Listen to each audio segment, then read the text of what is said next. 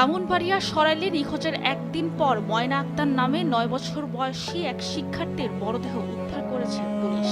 রোববার সকালে উপজেলার শাহবাজপুর ইউনিয়নের ছন্দমিয়ার পাড়া থেকে মরদেহটি উদ্ধার করা হয়। ময়না ওই পাড়ার বাহরাইন প্রবাসী আব্দুর রাজ্জাকের মেয়ে। সে লতিফ মোস্তারি সরকারি প্রাথমিক বিদ্যালয়ের ৫ম শ্রেণীর শিক্ষার্থী ও স্থানীয় একটি মাদ্রাসার নুরানি বিভাগে পড়ত।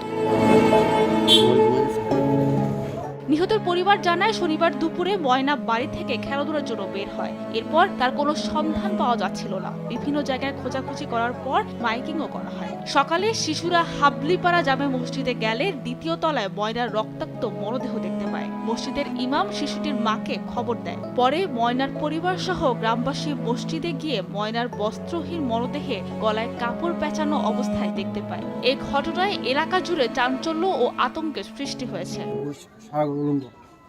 আর আপনার গলাটা বান্ধা ওই শরীরের মধ্যে বান্ধা রাখছে, একবার সারা শরীর অলঙ্গুর অবস্থা আছে। আর ওনার যে পরনের যে পায়জামা দিয়া তো ওই মেয়েটাকে যেভাবে আমরা পেয়েছি, তার মরদেহ যেভাবে পেয়েছি, এত মর্মান্তিক মৃত্যু আমরা কখনো একটা এত ছোট বয়সের বাচ্চারা আমরা কখনো কামনা করিনি। মেয়েটা একটা প্রাইমারি স্কুলে পড়ে। এই মেয়েটার কি এরকম শত্রু থাকতে পারে যে মেয়েটার মৃত্যুটা এত কঠিন হবে?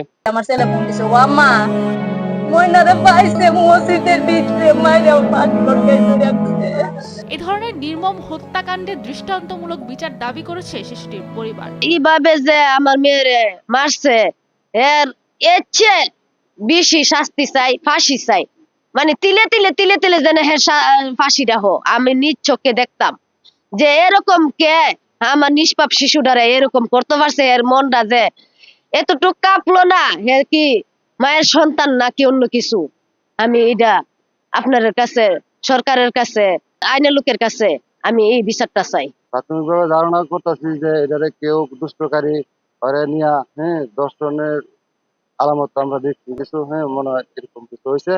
এটা তো সুষ্ঠু তদন্ত আমরা চাই, সুষ্ঠু বিচার চাই। খবর পেয়ে পুলিশ, পিবিআই ও সেনাবাহিনী ঘটনাস্থল পরিদর্শন করে মরদেহ উদ্ধার করে। সরাইল সার্কেলের অতিরিক্ত পুলিশ সুপার তপন সরকার বলেন, নিহতের মরদেহ উদ্ধার করে ময়নাতদন্তের জন্য ব্রাহ্মণবাড়িয়া জেনারেল হাসপাতালের মর্গে পাঠানো হয়েছে। তার শরীরে আঘাতের চিহ্ন রয়েছে। এই ঘটনায় প্রাথমিকভাবে জিজ্ঞাসাবাদের জন্য দুইজনকে পুলিশি হেফাজতে আনা হয়েছে। ঘটনার তদন্ত চলছে, তবে এই যে ধর্ষণের পর হত্যা কিনা তা জানতে ময়নাতদন্তের রিপোর্ট পর্যন্ত অপেক্ষা করতে হবে। প্রাথমিকভাবে খুন হিসেবে ধরে নেওয়া হচ্ছে।